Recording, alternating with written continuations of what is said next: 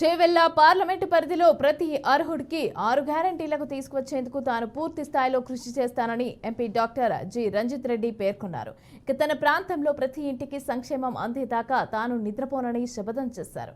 Chevella parliament పరిధిలో రంజిత్ రెడ్డి విస్తృతంగా ప్రచారం చేస్తున్నారు. అన్ని అసెంబ్లీ నియోజకవర్గాల్లో పర్యటిస్తున్నారు.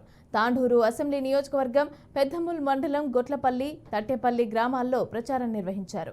ఇక రంజిత్ రెడ్డితో పాటు స్థానిక ఎమ్మెల్యేలు టి రామ్మోహన్ రెడ్డి, బి మనోహర్ రెడ్డి ప్రచారం చేశారు.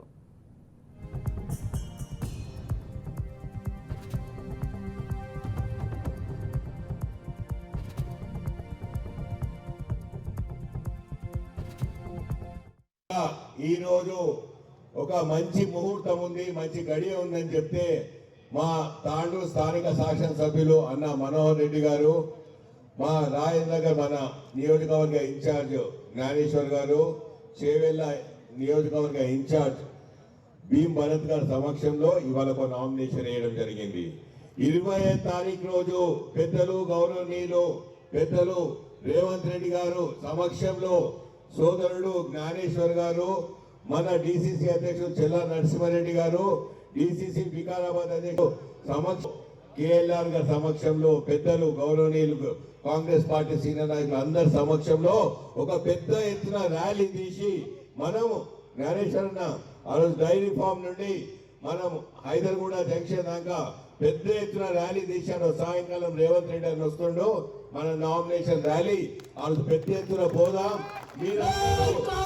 మీరందరూ ఇంత పెద్ద ఎత్తున రావాలి, నన్ను ఆశీర్వదించాలి, నేను మీ ముందు నిలబడతా, మీరు నన్ను ఆశీర్వదిస్తా అని చెప్పి మీరందరూ నాతో వస్తా అని చెప్తే నాకు కొండంత బలం, ఈ కాంగ్రెస్ గలం దళం బలం అంతా నాకుంటే ఇంకేం కావాలి.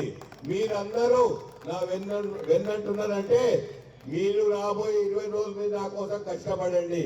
రాబోయే 5 సంవత్సరాలు ప్రతి ఒక్కరిని కడుపులో పెట్టుకొని ఎన్నడూ ఏ ఆపద వచ్చినా నా ఫోన్ నెంబర్ చేయండి, నేను మీకు ఏ ఆపదలు వచ్చినా నేను మీ ముందుంటా అని చెప్పి ప్రమాణం చేస్తున్నా. చూసిండ్రు, ఓట్ల ముందు వచ్చి దండాలు పెడతారు, ఓట్లు అడుకుంటారు, గెలిచినా ఓడిపోయినా మాయమైపోతారు.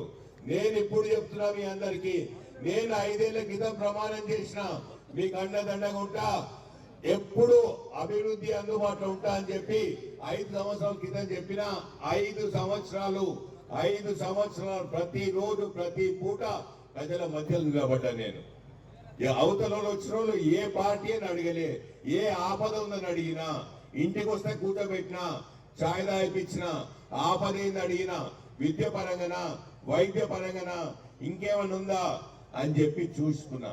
ఎందుకంటే నేను ఎవరో తెలియనా, నన్ను మీరందరూ ఆదరించారు.